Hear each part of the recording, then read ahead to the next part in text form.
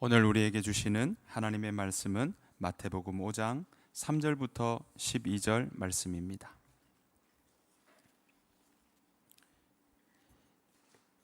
신약 성경 마태복음 5장 3절부터 12절 말씀 개역 개정과 새 번역으로 함께 교독하시겠습니다. 개역 개정 마태복음 5장 3절입니다. 심령이 가난한 자는 복이 있나니 천국이 그들의 것이미요.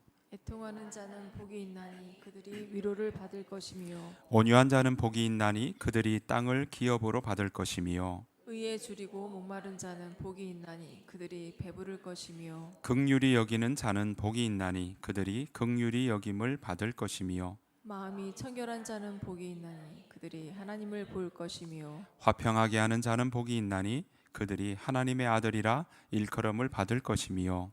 의를 위하여 박해를 받은 자는 복이 있나니 천국이 그들의 것임이라. 나로 말미암아 너희를 욕하고 박해하고 거짓으로 너희를 거슬러 모든 악한 말을 할 때에는 너희에게 복이 있나니 기뻐하고 즐거워하라. 하늘에서 너희의 상이 큼이라. 너희 전에 있던 선지자들도 이같이 박해하였느니라. 아멘. 세 번역으로 한 번 더 교독하시겠습니다. 마태복음 5장 3절 말씀 여러분 읽어주시겠습니다. 시작. 마음이 가난한 사람은 복이 있다. 하늘나라가 그들의 것이다. 슬퍼하는 사람은 복이 있다. 하나님이 그들을 위로하실 것이다. 온유한 사람은 복이 있다. 그들이 땅을 차지할 것이다. 의에 줄이고 목마른 사람은 복이 있다. 그들이 배부를 것이다. 자비한 사람은 복이 있다. 하나님이 그들을 자비롭게 대하실 것이다. 마음이 깨끗한 사람은 복이 있다. 그들이 하나님을 볼 것이다. 평화를 이루는 사람은 복이 있다. 하나님이 그들을 자기의 자녀라고 부르실 것이다. 의를 위하여 박해를 받은 사람은 복이 있다. 하늘나라가 그들의 것이다. 너희가 나 때문에 모욕을 당하고 박해를 받고 터무니없는 말로 온갖 비난을 받으면 복이 있다. 같이 읽겠습니다. 너희는 기뻐하고 즐거워하여라. 하늘에서 받을 너희의 상이 크기 때문이다. 너희보다 먼저 온 예언자들도 이같이 박해를 받았다. 아멘. 오늘 산상순 6번째 마음이 깨끗한 사람이라는 제목으로 하나님의 말씀 함께 나누기를 원합니다. 절기상으로 지난주 보니까 입추가 지났더라고요. 우리가 늘 경험하는 것처럼 입추라는 말을 들을 때는 그래도 기대가 되는데 여전히 날씨는 늘 무더위 속에 또 지나가는 때가 우리가 늘 경험하는 계절의 모습인 것 같습니다. 입추는 지났지만 연일 무더위가 기승을 부리고 있는 이때 거리를 걷다 보면 여러분 막 숨이 턱턱 막히고 그럴 때가 있죠. 이제 이번 주 말복이 지나면 아마 더위도 조금 물러가지 않을까 하는 생각을 해봅니다. 더운 날씨에 여러분들 요즘 여름 감기 참 많이 걸리시는데 여름 감기 걸리지 마시고 건강하시기를 간절히 축복합니다. 여러분 그렇게 인사 한번 나누실까요? 축복합니다. 네, 건강하십시오. 오늘 비대면으로 함께 하시는 모든 분들도 건강하시기를 간절히 축복합니다. 오늘 6번째 산상수훈의 6번째 복인데요. 마음이 깨끗한 사람은 마음이 청결한 사람은 복이 있나니 저희가 하나님을 볼 것이며 라고 말씀하고 있습니다. 자, 이 마음이 깨끗한 사람이 어떤 복인지 우리가 함께 나누기를 원합니다. 우리가 계속 보았던 것처럼요. 지금 팔복은요. 어떤 의미에서 보면 앞에 세 가지 복과 뒤에 세 가지 복이 서로 대칭을 이루고 있습니다. 그래서 처음에 나오는 마음이 가난한 사람은 복이 있나니와 네 번째 나오는 복, 의에 줄이고 목마른 사람이 서로 대칭됩니다. 두 번째 애통하는 자, 슬퍼하는 사람은 복이 있나니라는 그 슬퍼하는 사람의 복과 자비한 사람, 긍휼히 여기는 사람, 그것이 서로 마주 놓여 있습니다.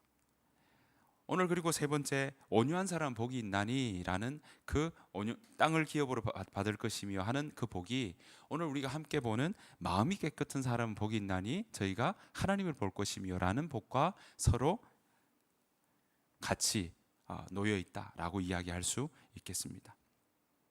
결론을 이야기하면요, 온유한 사람이 계속 지속적으로 성장하면 그 성장한 상태가 마음이 깨끗한 사람이 된다라고 할 수 있는 것입니다.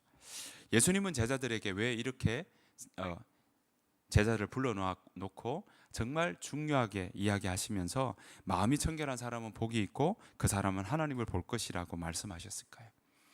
무슨 의미일까? 마음이 왜 깨끗해야 될까? 또 마음이 깨끗한 것과 하나님을 보는 것과는 어떤 연결 관계가 있고 어떤 관계가 있을까라는 생각들을 해보게 됩니다. 자, 오늘 그런 이야기들 함께 성경을 통해서 찾아보기를 원합니다. 먼저 예수님께서 말씀하신 마음이 깨끗하다 라고 할 때 이 마음이 깨끗한 마음이라고 하는 이 마음에서 그 단어로 쓰는 이 마음은요, 헬라어로는 카르디아라고 하는 단어를 쓰고 있습니다. 그러니까 마음이라는 단어가 성경에 굉장히 많이 나오거든요. 그런데 그 마음이라고 얘기할 때 이 헬라어 원래의 뜻은요, 카르디아라고 하는 단어를 쓰고 있습니다. 우리도 그런 말 있지 않습니까? 어떤 상황을 보면 마음이 너무 아파, 마음이 너무 슬퍼 라는 말 하시지 않습니까? 그 말은 뭐냐면 어떤 의미에서는 내 내면이 내 전부가 너무 이 부분에 안타까워, 이런 마음들도 여기에 있는 거죠. 그리고 원래는 카르디아라고 하는 뜻은요, 심장을 나타내는 의미입니다. 그래서 이 심장, 육체적으로는 심장과 관계된 부분이지만 그래서 영어로는 이 단어를 다 heart라고 쓰고 있습니다. 그런데 그냥 심장만을 얘기하는 게 아니라 우리가 마음을 이야기하는 것처럼 여기는 인간의 우리의 존재 전체를 이야기하고 또 그 속 사람 또는 그 사람의 중심까지도 여기에서 이야기합니다. 그러니까 진정한 내면과 성품을 다 포괄하는 단어가 바로 이 마음, 카르디아라고 하는 단어가 여기에 들어있는 겁니다. 그래서 이 성경에 나오는 마음이라는 단어는요, 곳곳에 나오는데 예수님도 이 마음이라는 단어를 많이 씁니다. 대표적인 부분들 보시면요, 질타하실 때 이럽니다. 마태복음 15장 8절 말씀에 보면 이렇게 나와요. 이 백성이 입술로는 나를 공경해도 마음은 나에게서 멀리 떠나 있다. 그러니까 그 중심은, 그 내면은 예수님으로부터, 하나님으로부터 떠나 있다 할 때도 마음은 떠나 있다, 이렇게 표현하고 있고요. 또 마태복음 22장 37절 아주 중요한 말씀인데요, 예수님이 이렇게 말씀하셔요. 10계명을 10가지로 되어 있는 10계명을 2가지로 줄이면서 이 말씀을 하십니다. 자, 이 중요한 구절이니까 같이 한번 읽어보실까요? 시작. 예수께서 그에게 말씀하셨다. 내 마음을 다하고 목숨을 다하고 내 뜻을 다하여 주 너의 하나님을 사랑하여라 하였으니. 네, 10가지 십계명을 확 줄여서 이 말씀으로도 대표되는 그 구절에 뭐라고 얘기하냐면 마음을 다하고 라고 시작을 하고 있습니다. 그러니까 이 마음은요, 어떤 의미에서는 그 사람의 존재 전체, 너 온 삶 전체를 담아서 사랑해라 라고 이야기를 하고 있는 것이죠. 뿐만 아닙니다. 마태복음 6장 21절에 보면 이런 말도 해요. 네 마음이 있는 곳에, 그죠? 네 보물이 있는 곳에 네 마음도 있다. 그러니까 너의 보물이 있는 곳에 네 마음도 있다는 얘기는 네 마음이 어디에 있는가가, 거기가 너의 진심이 담겨 있다라고 이야기할 수 있는 겁니다. 내가 소중히 여기는 것, 내가 사랑하는 것, 그것이 바로 네 마음이 있는 곳이다 라고 이야기를 하고 있다는 거죠. 그래서 그렇게 사랑하는 것이 지난주 우리가 보았던 것처럼 우리가 사랑하는 것이 바로 우리다 라고 이야기하는 것처럼 그것 자체가, 우리 존재 자체가 어떤지를 보여주는 게 결국은 그 마음이다 라고 이야기할 수 있고요. 보물이 어디에 쌓여 있는지가 그 사람이 정말 누구인지를 보여줄 수 있는 그런, 드러낸다는 이야기도 여기에 연결되고 있는 것입니다. 그러니까 이 마음은요, 우리 온 마음 속에 있는 그 사람의 진정한 중심, 진정한 의도, 그리고 그 사람의 삶의 전체 또는 내면에 가지고 있는 그 사람의 진심이라고 이야기할 수 있겠습니다. 그것이 그런데 깨끗한 자가 복이 있대요. 그러면 깨끗한 게 무슨 뜻일까? 마음을 어떻게 씻어내야 됩니까? 어떻게 세제로 닦아내야 됩니까? 자, 깨끗하다는 게 어떤 의미일까 보면요, 깨끗하다라는 단어도 이게 카타로스라는 단어를 쓰고 있어요. 이 카타로스는 여러분 많이 쓰는 말 중에 카타르시스를 느낀다 이런 말을 하시죠. 왜 영화를 보다가 갑자기 그 감동, 찐한 감동을 얻고 눈물을 확 쏟고 나면 사람들이 카타르시스를 느낀다, 정화를 느낀다 할 때 단어가 사실 이 카타로스에서 파생된 단어이거든요. 그러니까 이 단어는요, 깨끗하다, 순수하다, pure, 또 순수한 동기도 여기에 들어가 있고요. 도덕적으로는 타락한 욕망에서 자유로운 걸 이야기를 하기도 하고, 또 오늘 보시는 것처럼 둘로 나누어지지 않은 온전한 마음도 여기에 들어 있습니다. 그러니까 여기 보시는 것처럼 구약에서는요, 이 단어가 어디에 쓰이냐면 제사를 드릴 때 쓰입니다. 정결한 짐승이라고 얘기할 때, 정결한 예물이라고 할 때 정결이라고 하는 단어가 바로 이것과 연결이 되어 있는 것입니다. 그래서요, 예수님께서는 이 온전한 마음을 드려라, 정결하게 드려라 라고 이야기할 때 이것 가지고 예수님이 많이 바리새파 사람들에게 질타하실 때가 많습니다. 이 단어를 많이 쓰셔요. 자, 누가복음 11장 39절 41절인데요. 제가 한번 읽어볼게요. 그러나 주님께서는 그에게 말씀하셨다. 지금 너희 바리새파 사람들은 잔과 접시의 겉은 깨끗하게 하지만, 자, 깨끗하게 한다, 이게 이 단어이거든요. 하지만 너희 속에는 탐욕과 악독이 가득하다. 지금 나뉘어진다는 거죠. 둘로 나누어져 있는 그 마음에 대해서 이야기하고 있는 것입니다. 자, 그래서 어리석은 사람들아, 겉을 만드신 분이 속도 만들지 아니하셨느냐. 그 속에 있는 것으로 자선을 베풀어라. 그리하면 모든 것이 너희에게 깨끗해질 것이요. 자, 여기도 깨끗하다는 말을 쓰고 있습니다. 그러니까 깨끗하게 하는 것이 무엇인지, 깨끗한 상태가 무엇인지를 설명하고 있습니다. 42절. 너희 바리새파 사람들에게 화가 있다. 이들이 그렇지 않는다는 거죠. 너희는 박하와 운향과 온갖 채소, 박하, 운향 다 채소인 겁니다. 그러니까 온갖 채소를 수확하고도 이것도 11조를 드리면서도 정의와 하나님께 대한 사랑은 소홀히 한다. 밖으로는 11조를 드리고 그렇게 하지만 속으로는 하나님에 대한 사랑을 소홀히 한다. 이거 깨끗하지 않은 거야 라고 오늘 우리에게 설명하고 있습니다. 그런 것들도 반드시 행해야 하지만 이런 것들도 소홀히 하지 않았어야 한다라고 말씀하고 있는 것입니다. 바리새파 사람들을 향해서 겉은 깨끗한 것처럼 보이지만 속은 탐욕과 악독으로 가득하다. 그래서 지적하고 있는 겁니다. 너희는 깨끗한 게 아니야. 너희의 삶은 깨끗한 삶이 아니야. 정결한 삶이 아니야. 위선으로 가득해. 그래서 막 욕을 하시면서 하시는 말씀이 뭡니까? 회를 칠한 무덤이다. 네, 회는요, 하얀 회 있지 않습니까? 그걸 칠한 무덤이다. 그러니까 겉으로는 깨끗하게 보이는 회처럼 보이지만 속은 죽어 있고 썩어 있는 무덤처럼 보인다 라고 오늘 우리에게, 또 이 바리새파 사람들에게 말씀하고 있는 것입니다. 여러분, 이런 겉과 속이 다른 모습들을 지적하는 것은 신약의 예수님만이 아닙니다. 이사야 선지자를 통해서도 하나님께서는 이렇게 말씀하셔요. 좀 긴 대목이지만 여러분 잘 보시면 우리가 생각해 볼, 또 우리에게 하나님께서 말씀하시는 구절임을 다시 한번 생각해 볼 수 있습니다. 1장 11절에서 17절인데요. 같이 한번 보겠습니다. 11절. 주님께서 말씀하신다. 무엇하러 나에게 이 많은 재물을 바치느냐? 나는 이제 순양의 번제물과 살진 짐승의 기름기가 지겹고, 나는 이제 수송아지와 어린 양과 순염소의 피도 싫다. 여러분, 이게 뭡니까? 이들이 지금 정결한 짐승을 바치고 있는 거예요. 그런데 이사야를 통해서 하나님이 이들에게 지적하시는 겁니다.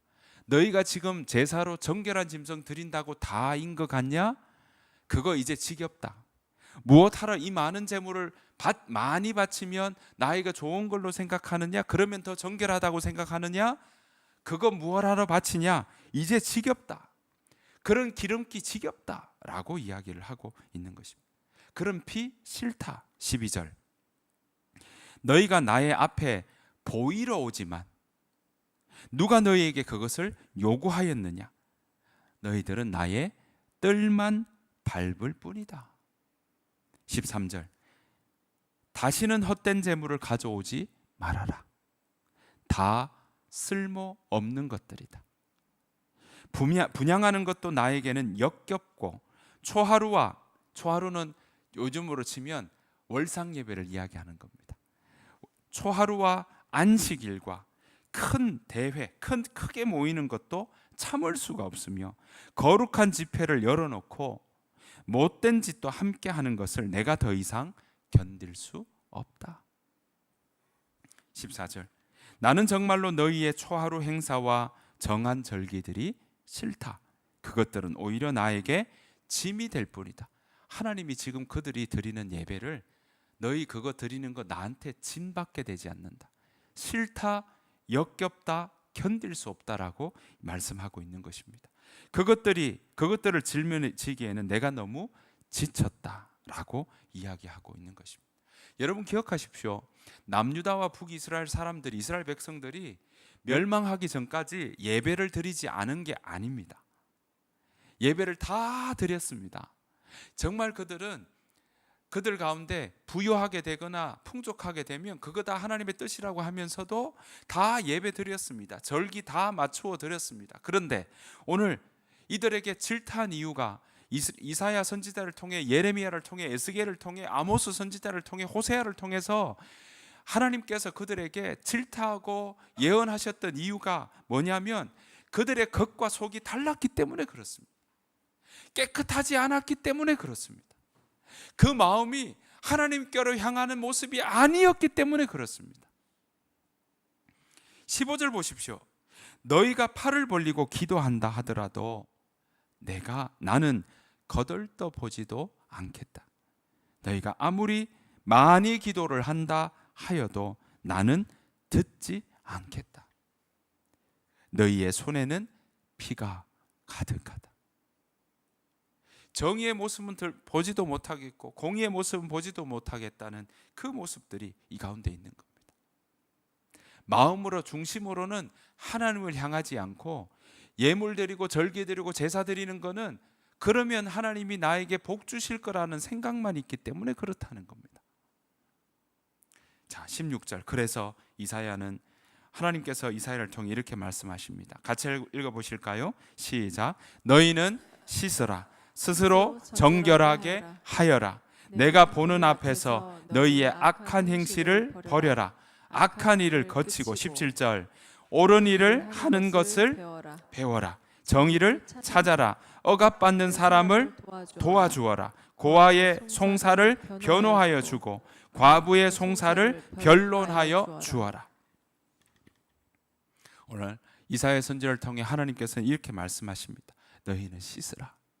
깨끗하게 하여라. 그것은요, 오늘 보시는 것처럼 17절에 옳은 일 하는 것을 뭐 하라고요? 배워라.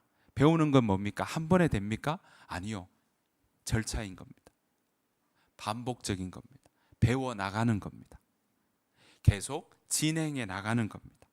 정의를 찾아 나가는 겁니다. 억압받는 사람을 도와주는 것, 고아의 송사를 변호하여 준다는 것, 사실 이때는요, 과부에 대한 것은 다 아주 외면하고 또 사람들이 무시하고 이 사람들에 대해서는 인권조차 생각하지 않았던 이 시대에 하나님은 오늘 뭐라고 이야기하냐면 억압받는 사람들 도와주어라. 고아와 과부를 변호하여 주고 그리고 변론하여 줘라. 함께 해주어라. 마음을 같이 하여라. 그들에게 관심을 가져라 라고 하는 말씀들을 오늘 우리에게 말씀하고 있는 것입니다. 무엇입니까? 겉마음과, 그렇다고 하나님께서 예배드리지 말라고 하는 말씀이 아닌 것 우리가 다 알고 있습니다. 그것은 우리의 예배 가운데 우리의 온 마음이 드려져야 된다는 거죠. 우리의 온 마음으로 하나님 앞에 집중하는 겁니다. 겉모습과 속마음이 분리되지 않은 모습을 우리에게 가르쳐 주고 있는 것입니다.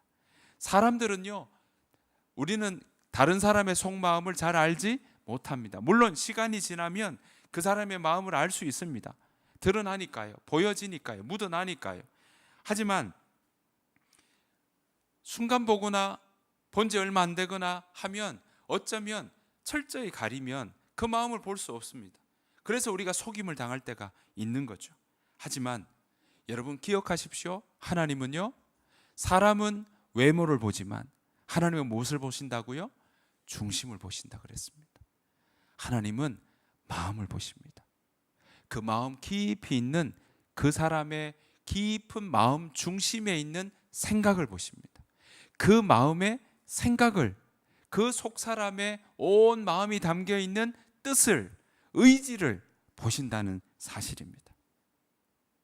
그래서 다윗도 시편 24편에서 이렇게 고백합니다. 시편 24편 3절에서 이렇게 이야기합니다. 누가 여호와의 산에 오를 수 있습니까? 이 말은요, 성전에 올라갈 때 하는 노래입니다.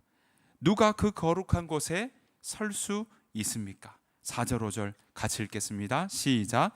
깨끗한 손과 때묻지 않은 마음을 가진 사람들, 헛된 것에 마음을 쏟지 않는 사람들, 거짓으로 맹세하지 않는 사람들입니다. 5절.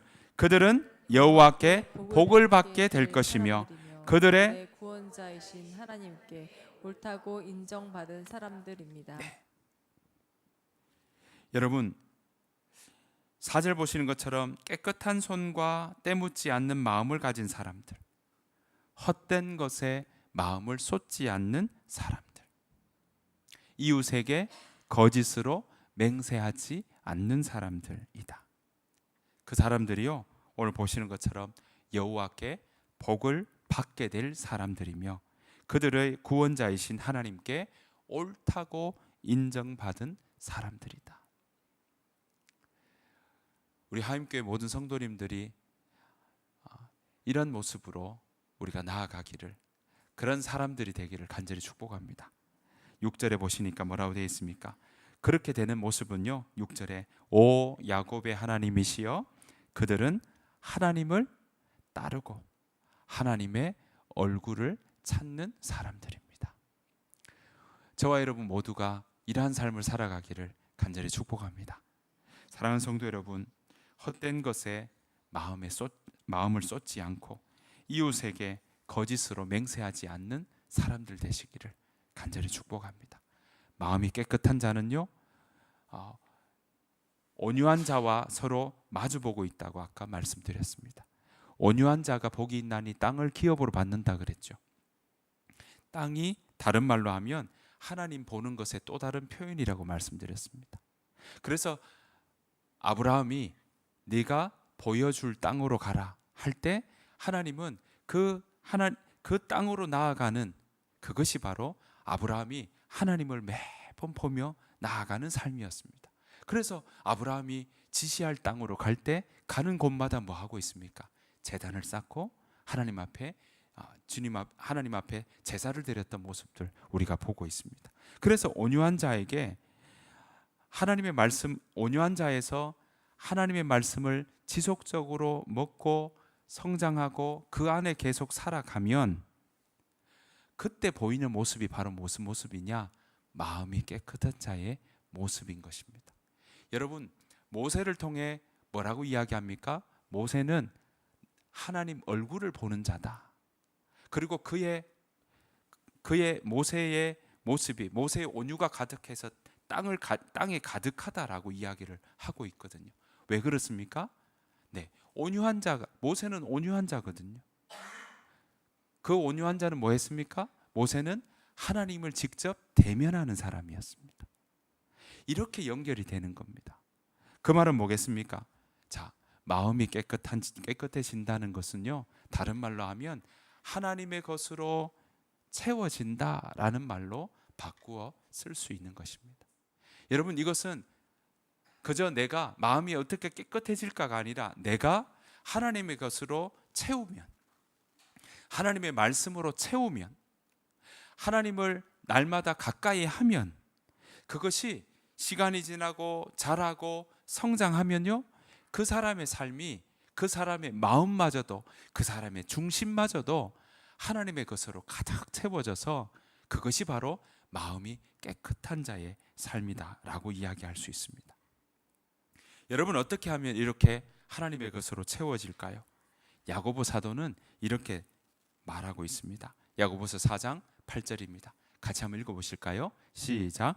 하나님께로 가까이 가십시오. 그리하면 하나님께서 가까이 오실 것입니다. 죄인들이여 손을 깨끗이 하십시오. 두 마음을 품은 사람들이여 마음을 순결하게 하십시오. 자, 두 마음을 품은 자들이여 하고 뒤에 뭐라고 얘기합니까?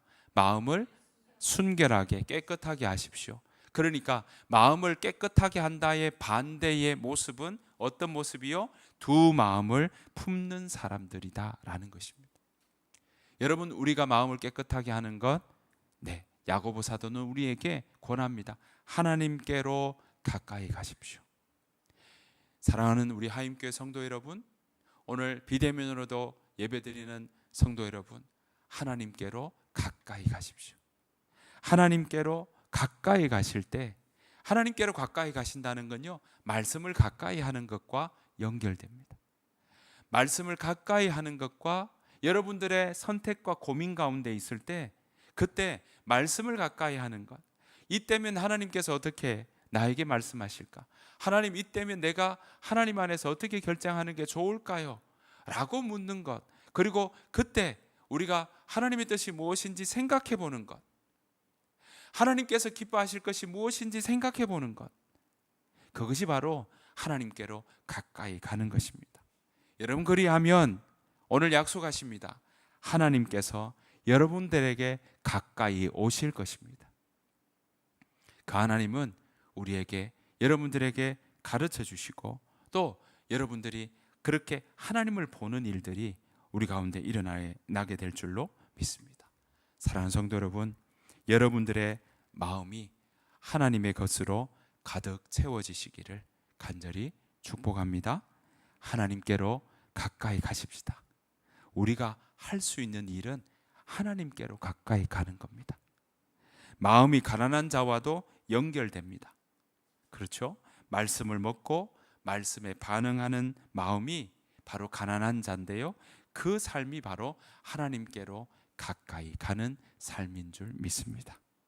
여러분, 그렇게 하나님께로 가까이 나가며 하나님의 말씀을 가까이 하며 하나님께서 기쁘시게 하시는, 하나님을 기쁘시게 하는 것이 무엇인지 생각해 보며 살아가는 것, 그것이 바로 우리가 마음이 깨끗해지는 삶의 모습이라는 사실을 기억하며 그렇게 살아가는 저와 여러분들의 삶이 되시기를 간절히 축복합니다. 하나님은 그렇게 나아가는 자에게 하나님을 보여주실 것입니다. 우리의 생각을, 우리의 마음과 생각을 지켜주실 것입니다. 그리고 그 하나님께서 우리에게 평강으로 함께 하시고 염려와 두려움이 아니라 우리에게 하나님께서 길을 인도해 주시는 은혜가 있을 줄 믿습니다. 그 은혜로 살아가는 저와 여러분 되시기를 간절히 축복합니다. 우리 시간 함께 그 마음으로 하나님, 내가